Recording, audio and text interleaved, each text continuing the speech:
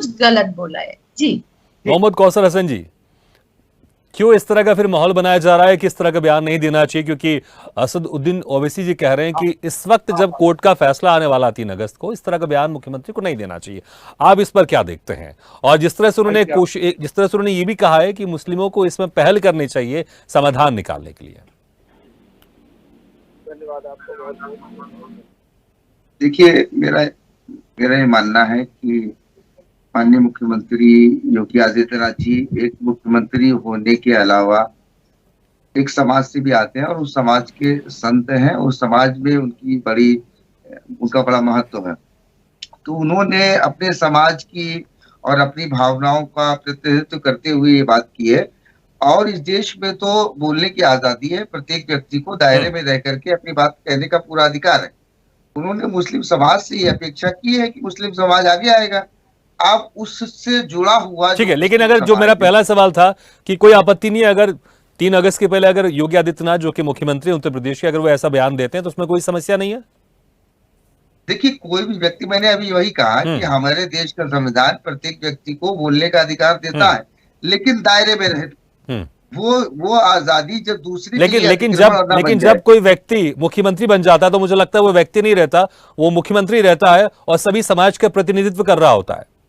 मैंने आपसे सबसे पहले यही बात कही कि वो एक मुख्यमंत्री होने के साथ साथ एक समाज के संत भी हैं और उनको भी अपनी भावनाएं व्यक्त करने का अधिकार है। और फिर भी उनको थोड़ा सा, लेकिन मैंने जो बयान उन्होंने दिया अभी आप ही के चैनल पे मैंने सुना, उन्होंने इस तरीके की कोई बात नहीं की गई जो उत्तेजक बात हो।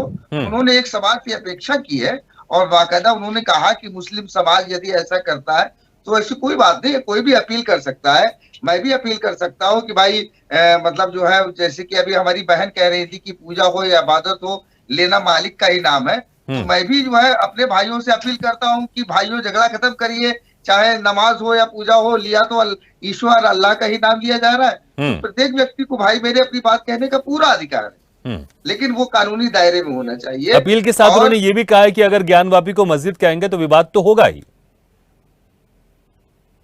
देखिए, जो भी बात आपने कही और जो भी शब्द उन्होंने कहा, यही वो लाइन है जिसके कारण आज हम खास चर्चा भी कर रहे हैं।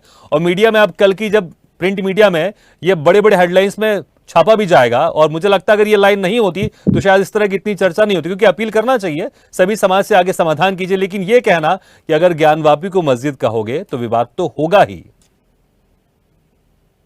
देखिए, ऐसा है ना कि हम जिस देश में रहते हैं, इस देश में आज से मुसलमान नहीं रह रहे हैं, कई हजार सालों से मुसलमान रह रहे हैं और मुसलमानों ने इस देश की संस्कृति को अपनाया भी है। कुछ कट्टरपंथियों को छोड़ करके जो हिंदी भाषा में ही कट्टरपंथ निकाल देते हैं, संस्कृति में ही कट्टरपंथ निकाल देते हैं। वरना ये वो देश है कि जहाँ रसखान के लिखे हुए दोहे उसको पूजा के रूप में हिंदू समाज के लोग ग्रहण करते हैं, रहीम के दोहे ग्रहण करते हैं, जायसी के दोहे ग्रहण करते हैं। ये वो देश है जहां पर मौलाना हसरत मोहानी जैसे लोग हैं जो कृष्ण को कृष्ण अलैहिस्सलाम कहते हैं। तो ज्ञानवापी शब्द अगर इस्तेमाल कर लिया गया तो उसमें कोई बड़ी बात नहीं, ये संस्कृति के आधार पर है। इंडोनेशिया में बहुत सी ऐसी मस्जिदें बनी हुई हैं क्योंकि वहां की संस्कृत मातृभाषा है और वहां की 99% आबादी मुस्लिम है, बड़ी आबादी मुस्लिम है। और उनके जो नाम होते हैं वो संस्कृत में होते हैं और ऐसा लगता है जैसे वो हिंदू नाम है। तो केवल कोई मतलब किसी भाषा के नाम रख देने से कोई ऐसी चीज नहीं हुई। ठीक है, ठीक है, ठीक है। तो कोई परेशानी, अगर वो पूजा करते हैं तो कोई बात नहीं, इबादत से मकसद है हमारा। जी कौसर हसन जी, शबाना जी भी विनती कर रही हैं कि मुस्लिम समाज को आगे आना चाहिए, और योगी आदित्यनाथ जी भी कह चुके हैं कि मुस्लिम समाज ने जो एक ऐतिहासिक गलती हुई है उसको दुरुस्त करना चाहिए और खुद प्रस्ताव उनको देना चाहिए इसके समाधान को लेकर। तो फिर इसमें क्या समस्या है? क्या मुस्लिम समाज ये मानेगा कि एक ऐतिहासिक गलती हुई है, उसको दुरुस्त करना चाहिए? क्योंकि अगर वो मानेगा तभी फिर वो समस्या का समाधान होगा, नहीं तो फिर समस्या का समाधान कैसे होगा? देखिए, ऐसा है महोदय कि जिस तरीके की जो चीजें सामने आई हैं, ये बिल्कुल सही बात है कि आपस में मिल बैठ करके इसका समझौता होना चाहिए, क्या है क्या नहीं है। और काफी अरसे और काफी वर्षों से बात चली भी है, वहां पर ऐसा नहीं कि नहीं चली हो। तो जब ये सब चीजें फेल हो गई तभी तो वो मामला कोर्ट में गया। और हमारे देश में एक मजबूत न्यायिक प्रणाली है, एक मजबूत न्यायिक सिस्टम है, एक संविधान है। तो जब पक्षकारों में बात नहीं बनी इसीलिए वो कोर्ट में मामला गया है और जहां भी वो भी जो भी निर्णय होगा वो मान्य होगा। जैसे कि अभी बाबरी मस्जिद और राम जन्मभूमि वाले मामले में हुआ, तो जो भी कोर्ट का निर्णय हुआ उसको मान्य किया गया। अब जब चूंकि मामला कोर्ट में चला गया है तो थोड़ा सा धैर्य सभी को रखना चाहिए। जैसा भी न्यायालय आदेश देगी उसका पालन किया जाएगा।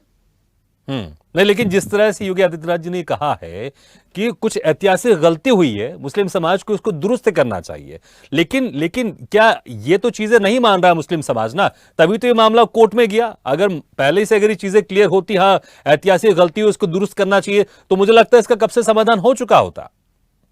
बिल्कुल, आपकी बिल्कुल सही बात है कि इतिहास में जो गलतियां हुई हैं, इतिहास में बहुत बड़ी बड़ी गलतियां हुई। तो इतिहास आप में भी जो है मानते हैं कि बहुत कुछ गलतियां यहां पर भी हुई है? मुस्लिम समाज को जिस तरह से प्रस्ताव की बात कही है योगी आदित्यनाथ जी ने कि मुस्लिम समाज को खुद यहां पर प्रस्ताव देना चाहिए, आपकी क्या राय है इसमें? आप भी मानते हैं कि जो गलतियां हुई है ऐतिहासिक उसको सुधारना चाहिए और प्रस्ताव देना चाहिए? Sir please let me complete, मुझे प्लीज कंप्लीट करने जी। दीजिए। इस देश में बहुत बड़ी बड़ी गलतियां हुई। सबसे बड़ी गलती ये हुई कि जो देश में विभाजन हो गया। यदि देश में विभाजन ना हुआ होता तो आज कोई भी मुद्दे नहीं होते।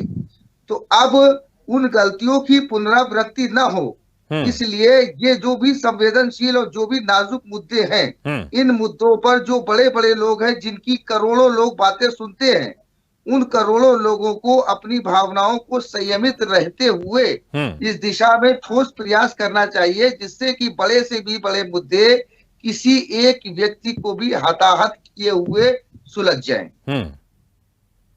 बिल्कुल ठीक है। लेकिन कौसर हसन जी देखिए, एक जो प्रयास किया जा रहा है, लेकिन वो प्रयास क्या, ये जो प्रयास किया गया योगी आदित्यनाथ जी की तरफ से, क्या मुस्लिम पक्ष इसको स्वीकार करेगा? क्या वो ये मान के आगे चलेगा कि हाँ हमसे कुछ इतिहास में गलती हुई है, या फिर अगर उसको नहीं भी माने तो क्या प्रयास करने की कोशिश करेगा? मुख्यमंत्री योगी आदित्यनाथ ने जो ये विनती की है कि प्रयास किया जाए मुस्लिम पक्ष की तरफ से, तो आपको लगता है उनकी बातों का असर दिखाई देगा और कुछ प्रयास शुरू होंगे आगे चलकर? देखिए, प्रयास तो करने चाहिए और ये अच्छी बात है कि किसी चीज का कोई रास्ता अमन और अमान के साथ निकल आए, उससे बेहतर कुछ नहीं हो सकता। क्योंकि हर इंसान की एक वैल्यू होती है, उसकी कीमत होती है और उसके जज्बात और उसकी भावनाओं की भी कीमत होती है। तो मुख्यमंत्री जी ने जो बयान दिया है, मैं कोई धर्म गुरु नहीं हूँ और ना ही मैं मुस्लिम समाज का प्रतिनिधित्व करता हूँ। मैं तो एक आम सा साधारण सा इंसान हूँ जो सूफिज्म में और भारत के कानून में विश्वास करता है। मुख्यमंत्री जी ने जो बात कही है, तो लेकिन जिस तरीके से उन्होंने एक बात कही, अभी आपने कहा और जुमला सामने आया कि हम ज्ञानवापी कहेंगे तो विवाद होगा। ये बात सही है कि वो उसको ज्ञानवापी मस्जिद नहीं कह सकते हैं। यदि वो उसको ज्ञानवापी मस्जिद कह देंगे तो फिर वो दूसरी हो जाएगी। तो ये उनका जो भी जुमला था वो उनके हिसाब से बिल्कुल ठीक है। और जहां तक रही बात, अच्छा आप कह रहे हो जो उन्होंने ये बात कही, ये न्यूट्रल बात कही उन्होंने, अगर इसका दूसरा पहलू भी निकालें तो वो न्यूट्रल रहना चाहते हैं कि वो ज्ञानवापी को मस्जिद भी नहीं कहना चाहते और कुछ और भी नहीं कहना चाहते। क्या इससे माना जाए कि उन्होंने न्यूट्रल बात कही है? क्योंकि अभी तक हम ये बात कर रहे हैं कि उन्होंने कहा कि ज्ञानवापी को मस्जिद कहेंगे तो विवाद उठेगा, तो क्या वो इससे बचना चाह रहे थे कुछ कहने से, मंदिर भी नहीं कहना चाह रहे थे? उन्होंने सीधे सीधे स्पष्ट शब्दों में कहा है कि हम ज्ञानवापी को मस्जिद कहेंगे तो विवाद होगा। वो कैसे कह सकते हैं? क्योंकि वो कुछ चीजें ऐसी होती है सर जो अंडरस्टूड होती हैं। वो जो जिस समाज की राजनीति करते हैं, बल्कि वो तो हमारे प्रदेश के मुख्यमंत्री है, इसमें कोई दो राय नहीं, लेकिन एक संत भी हैं और एक जो है वो पार्टी की राजनीति भी करते हैं, जो जिसमें यदि वो इस तरीके की बात कहेंगे तो जाहिर सी बात है वो एक राजनीतिक नुकसान भी होगा। तो इसको बयान को कोई बहुत बढ़ा करके नहीं लेना चाहिए, इसमें कोई हल्ला नहीं मचना चाहिए। जो महत्वपूर्ण बात है कि प्रस्ताव आना चाहिए, तो ये बात बिल्कुल सही है कि बड़े बड़े मुद्दे जो है बातचीत से ही हल हो जाते हैं। अगर इस मुद्दे को भी बातचीत से हल किया जा सकता है तो ये देश के लिए बहुत बेहतर होगा।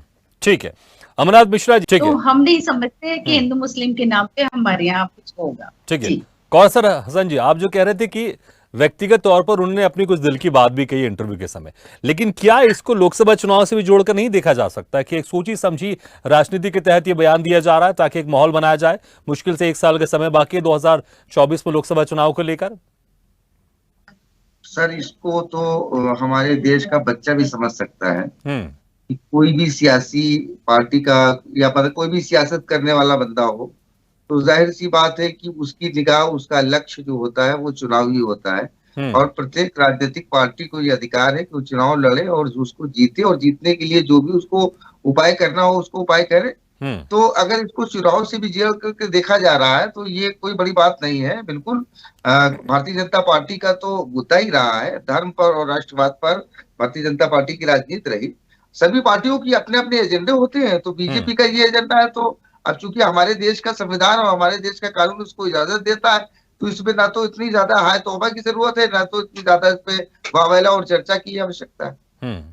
ठीक है, आलोक सोती जी, इस बयान को आप कैसे देख पा रहे हैं? कितना इस बयान से फायदा होगा, और क्या बीजेपी वाले आने वाले दिनों में जितना इस तरह का एक हार्ड बयान देंगे, क्या उससे एक माहौल बनेगा लोकसभा चुनाव को लेकर? उससे फायदा ही होगा, क्योंकि दूसरी तरफ देखें तो कहीं ना कहीं विपक्ष भी एक रणनीति बनाने में जुटा हुआ है, क्योंकि अब उसने यूपीए के बदले उसने INDI कर लिया, उसने इंडिया कर लिया उसने, और कहीं ना कहीं विपक्ष कह रहा है कि अब हम बहुत मजबूत हो गए, इसलिए अब जो सत्ता पक्ष है वो डर गया है, क्योंकि हमारी सरकार 2024 में बनने वाली है।